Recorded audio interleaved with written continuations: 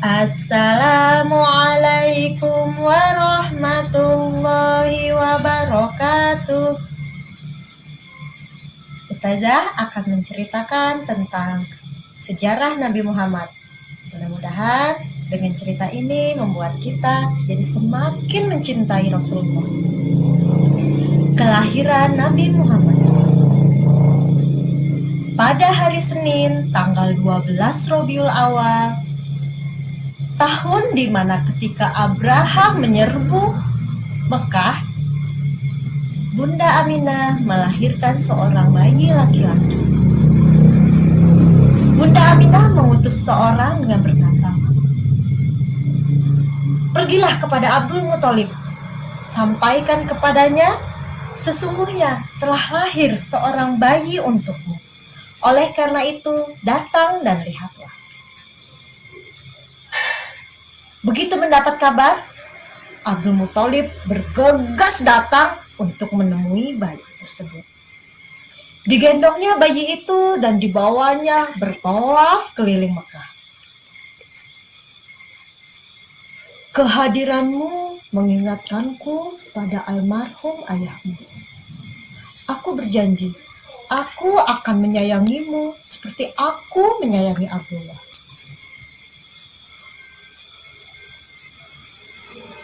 Aku memberimu nama Muhammad. Kuingin engkau menjadi orang yang terpuji di hadapan Tuhan dan di hadapan seluruh makhluk."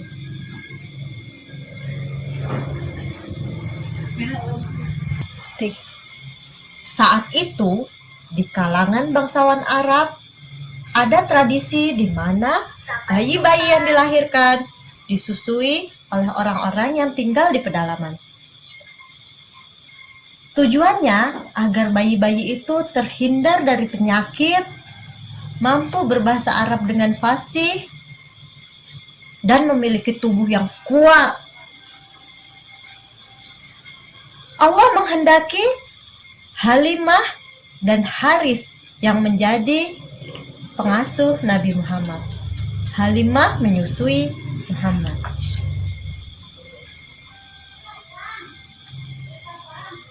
"Pergilah nak, ibu menunggumu di sini," bisik Aminah dengan pipi hangat dialiri air mata. Tatkala menggendong Muhammad, Halimah merasa heran. "Sungguh, aku tidak merasa berat dengan menggendong bayi ini. Lihat, bayi ini menyusu dengan lahap." Setelah menyusui Muhammad, Halimah menyusui bayinya. Tidak lama, kedua bayi itu tertidur. "Lihat, begitu tenang kedua anak kita," kata Halimah kepada Haris. Hal mengejutkan terjadi. Unta tua milik mereka yang selama ini tidak pernah mengeluarkan susu, malam itu mengeluarkan susu berlimpah. Halimah dan Haris pun minum susu dengan kenyang. Mereka merasakan berkah mengasuh Nabi Muhammad. Keesokan harinya, mereka melanjutkan perjalanan menuju ke desa.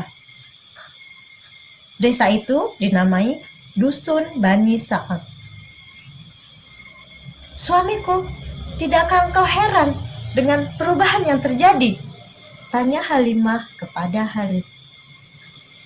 "Ya, aku merasakan. Keledai kita kemarin ketika berangkat begitu berjalan tertatih-tatih. Tapi hari ini dia berjalan begitu lincah sehingga bisa menyusul orang-orang yang sudah berangkat duluan." Begitu kata Haris. Sesampainya di rumah, masih ada lagi kejutan yang Allah berikan. Tanah mereka yang tadinya tandus tidak ada tumbuhan, tiba-tiba hijau. Domba-domba mereka yang tadinya kurus menjadi gemuk dan menghasilkan susu yang banyak. Luar biasa, Allah memberikan keberkahan melalui anak ini, kata Halimah kepada suaminya. Tidak terasa 2 tahun sudah Halimah menyusui Nabi Muhammad dan merawat Muhammad dengan penuh kasih sayang. Kini waktunya mengembalikan Nabi Muhammad kepada Aminah dan Abdul Muthalib. Dengan berat hati, Halimah dan Haris mengembalikan Nabi Muhammad kepada Abdul Muthalib dan Aminah. Lihat, engkau tumbuh menjadi anak yang tegap dan sehat, ujar Aminah sambil mencubit pipi Nabi Muhammad. Aminah memandang kepada Halimah dan Haris sambil berkata, kalian telah merawat anakku dengan baik.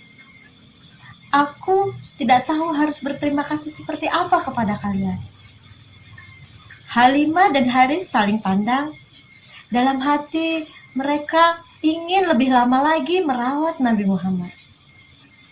Dengan memberanikan hati, Halimah berkata, bolehkah kami merawat Muhammad lebih lama lagi? Paling tidak sampai Muhammad berusia 5 tahun. Karena di desa Nabi Muhammad akan tumbuh dengan sehat dan terhindar dari wabah penyakit yang saat ini sedang melanda Mekah. Aminah berpikir,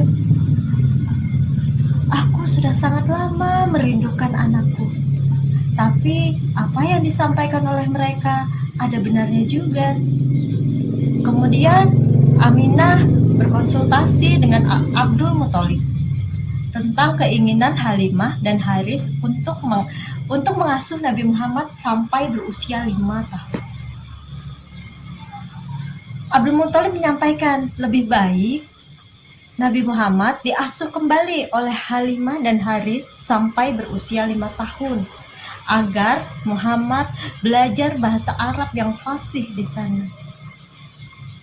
Dengan berat hati, Aminah menyetujui untuk Muhammad kembali diasuh oleh Halimah dan Haris sampai berusia 5 tahun. Tapi beri aku waktu beberapa hari untuk bersama dengan putraku. Setelah itu, bawalah kembali Muhammad untuk kalian asuh di dusun Bani Sa'ad. Pembelahan dada Nabi Muhammad. Tidak berapa lama setelah Nabi Muhammad dibawa kembali oleh Halimah dan Haris ke dusun Bani Sa'ad, terjadi suatu peristiwa yang luar biasa. Hari itu, Muhammad kecil ikut mengembala kambing bersama para saudara-saudaranya. Tiba-tiba, salah seorang putra Halimah pulang sambil menangis. Ada apa? Tanya Halimah dengan suara panik.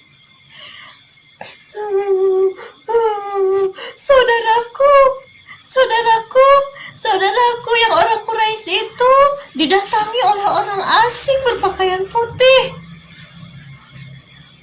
Dia dibaringkan, perutnya dibelah. Halimah dan Haris segera berlari mencari Muhammad. Mereka menemukan Muhammad terduduk dengan wajah pucat. Apa yang terjadi padamu, nak? Aku didatangi oleh orang berpakaian putih. Lalu aku dibaringkan, perutku dibelah. Mereka mencari sesuatu di dalamnya. Aku tidak tahu apa yang mereka cari. Muhammad kecil menjawab. Tanpa bertanya lagi, Halimah segera membawa pulang dan memeriksa seluruh tubuh Muhammad. Tidak ditemukan bekas luka atau sesuatu yang mencurigakan. Aku khawatir Muhammad digoda oleh jin, kata Halimah kepada suaminya. Lebih baik kita kembalikan saja Muhammad ke Mekah, jawab Haris. Kemudian Nabi Muhammad dikembalikan ke Mekah oleh Halimah dan Haris. Aminah terkejut. Mengapa tiba-tiba Muhammad dikembalikan? Ada apa? Bukankah engkau meminta mengasuh Muhammad sampai berusia 5 tahun? Tanya Aminah kepada Halimah. Halimah pun dengan takut menceritakan yang terjadi.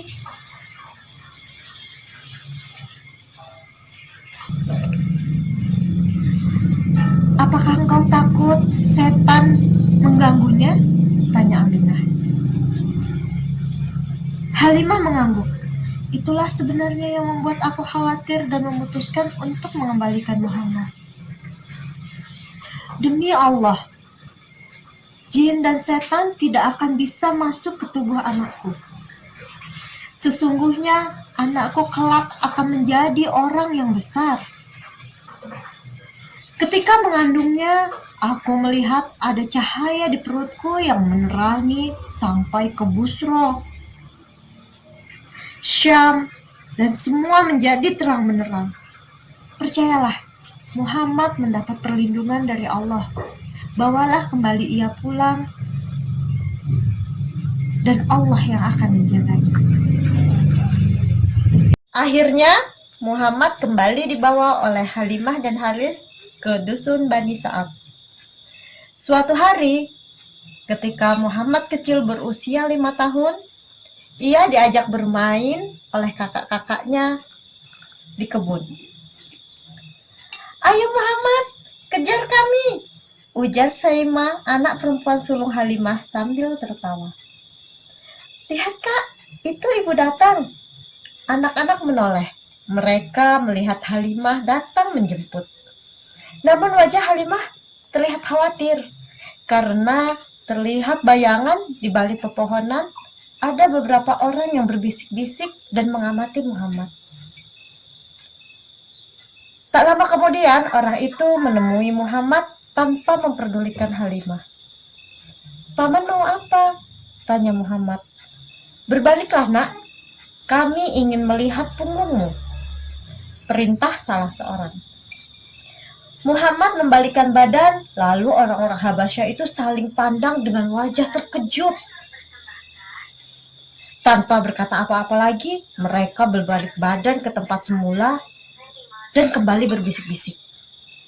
Kalian bermainlah, ibu akan mencari tahu apa yang mereka bicarakan, kata Halimah kepada Muhammad dan anak-anaknya. Diam-diam, Halimah mengikuti orang-orang Habasyah itu. Dan betapa terkejutnya ketika Halimah mendengar apa yang mereka bicarakan. Kita harus merampas anak ini dan membawanya kepada raja di negeri kita. Kita telah mengetahui seluk-beluk tentang dia. Ada tanda di punggungnya yang meramalkan anak ini kelak akan menjadi orang besar. Diam-diam Halimah menjauh. Aku harus melarikan Muhammad sekarang juga. Kemudian Halimah segera membawa pergi Muhammad. Tapi dari kejauhan, orang-orang Habasyah itu terlihat mengikuti mereka. Untunglah Halimah mengenal daerah itu dengan baik, sehingga ia bisa melepaskan diri dari kejaran orang-orang Habasyah dengan susah payah. Tak berapa lama kemudian, Halimah segera menyiapkan Muhammad untuk diantarkan kembali ke Mekah. Sedih sekali Muhammad harus berpisah dengan saudara-saudaranya. Muhammad, jangan lupakan kami ya, pinta Saima dengan mata berkaca-kaca. Muhammad kecil mengangguk sambil memeluk saudaranya satu persatu. Aku tidak akan melupakan kalian, Kak, kata Muhammad kecil. Tak lama kemudian, sampailah Muhammad di Mekah dan bertemu dengan Abdul Muthalib. Betapa bahagia dan gembiranya Abdul Muthalib bertemu dengan cucunya. Cucuku, katanya sambil memeluk Muhammad. Abdul Muthalib memperhatikan cucunya dengan wajah berseri-seri. Apakah kamu mau naik unta yang hebat? Mau, tapi mana untanya, kek? Sambil tertawa, Abdul Muthalib mengangkat Muhammad dan mendudukkannya di atas bahunya. Kau kini telah menaiki untanya, nak. Wah, untanya kok sudah tua ya, kek? Biarpun tua, tapi ini unta hebat. Lihat, unta ini mampu mengajakmu bertawaf keliling Mekah. Abdul Muthalib membawa Muhammad bertawaf keliling Ka'bah. Setelah itu, dia memintakan perlindungan Allah untuk cucunya. Mari kita temui ibumu sekarang, ajak Abdul Muthalib. Alangkah bahagianya Aminah bertemu dengan anaknya. Walaupun demikian, terselip kesedihan di hati Muhammad ketika melepas Halimah, ibu susu yang selama ini telah merawatnya dengan penuh kasih sayang. Selamat tinggal Muhammad, jadilah orang besar, seperti yang pernah dikatakan ibumu, kata Halimah sambil beranjak pergi. Sampai dewasa, Muhammad tidak pernah memutuskan tali silaturahim dengan ibu susunya itu. Selanjutnya, Abdul Muthalib bertindak sebagai pengasuh Muhammad. Dia memelihara Muhammad dengan sungguh-sungguh dan mencurahkan segala kasih sayangnya. Abdul Muthalib adalah pemimpin suku Quraisy dan seluruh Mekah. Untuk dia diletakkan hamparan khusus di bawah naungan Ka'bah. Anak-anak beliau, paman-paman Muhammad, tidak ada yang berani duduk di hamparan itu. Mereka duduk di sekeliling hamparan itu sebagai bentuk penghormatan terhadap ayahnya. Suatu hari, Muhammad kecil duduk di atas hamparan itu. Serentak, paman-paman beliau langsung menahan Muhammad agar tidak duduk di hamparan itu. Namun, Abdul Muthalib datang dan melihat kejadian tersebut. "Biarkan anakku itu," katanya. "Demi Allah, sesungguhnya dia akan memiliki kedudukan yang agung." Kemudian Abdul Muthalib duduk di hamparan itu sambil memangku Muhammad kecil dan mengelus kepalanya.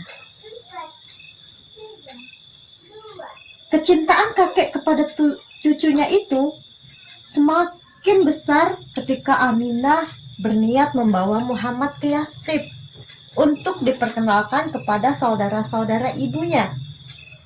Perjalanan ini juga bertujuan untuk menengok makam Abdullah, ayah Muhammad. Sudah lama sekali Aminah ingin membawa Muhammad untuk melihat makam ayahnya. Tapi baru kali ini keinginan itu terlaksana. Dalam perjalanan itu, Aminah membawa Ummu Aiman, budak perempuan peninggalan Abdullah. Sesampainya di Yathrib, mereka disambut oleh saudara-saudara Aminah. Kepada Muhammad diperlihatkan rumah tempat ayahnya meninggal dulu, serta tempat ia dikuburkan.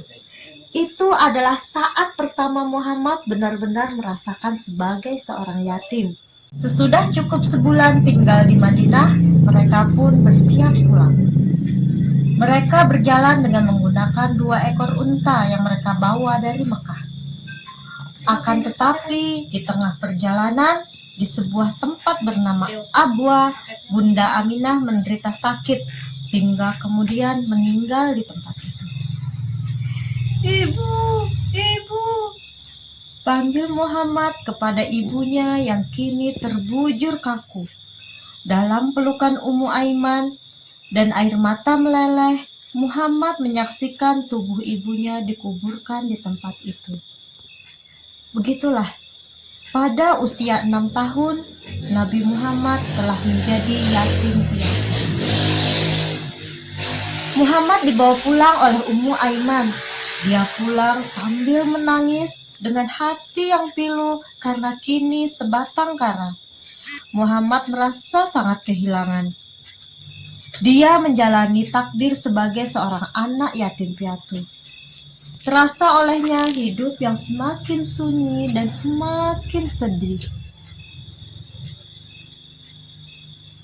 Ketika tiba di Mekah, Abdul Muthalib menyambut kedatangan cucunya dengan rasa iba yang mendalam. Kecintaan Abdul Muthalib semakin bertambah kepada Muhammad.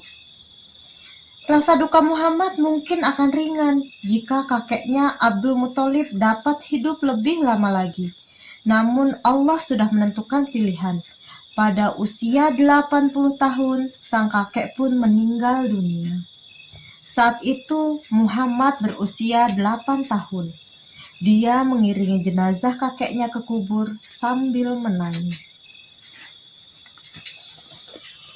Sebelum wafat, Abdul Muthalib memberikan wasiat kepada Abu Thalib untuk meneruskan pengasuhan Muhammad. Abu Thalib bukan sosok yang kaya raya, tapi dia sosok yang paling dihormati, paling halus tutur katanya di antara seluruh kalangan Quraisy. Akhirnya Muhammad diasuh oleh Abu Thalib. Abu Thalib amat menyayangi Muhammad. Budi pekerti Muhammad yang luhur, cerdas, suka berbakti, dan baik hati sangat menyenangkan Abdul Muthalib. Begitupun Muhammad. Muhammad amat mencintai pamannya. Dia tahu pamannya mempunyai banyak anak kecil dan hidup dalam kemiskinan. Namun demikian, pamannya tidak pernah berhutang pada orang lain. Muhammad pun membantu pamannya dengan menggembalakan kambing, mencari rumput, dan membantunya berdagang. Suatu hari, ketika Nabi Muhammad berusia 12 tahun, Abu Thalib berniat berdagang ke Syam. "Ajaklah aku, Paman," kata Muhammad. "Tetapi perjalanan ke Syam sangat susah dan jauh. Aku tidak tega mengajak anak sekecilmu ikut ke sana." Saat itu hanya Abu Thalib tempat Muhammad berlindung. Dia merasa kesepian jika harus ditinggalkan oleh pamannya. "Kepada siapakah paman akan meninggalkan aku jika paman akan pergi?" pinta Muhammad. Abu Thalib sangat terharu. "Demi Allah, aku pasti akan membawamu pergi. Kamu tidak boleh berpisah denganku." Akhirnya Muhammad pun diizinkan menempuh perjalanan musim panjang yang jauh ke negeri Syam. Berangkatlah rombongan Quraisy menuju ke Syam. Tiba di Busro, mereka melewati rumah ibadah seorang pendeta Nasrani bernama Bukhairah. Biasanya Bukhairah tidak pernah memperhatikan rombongan Quraisy setiap tahunnya. Namun kali ini ada yang berbeda.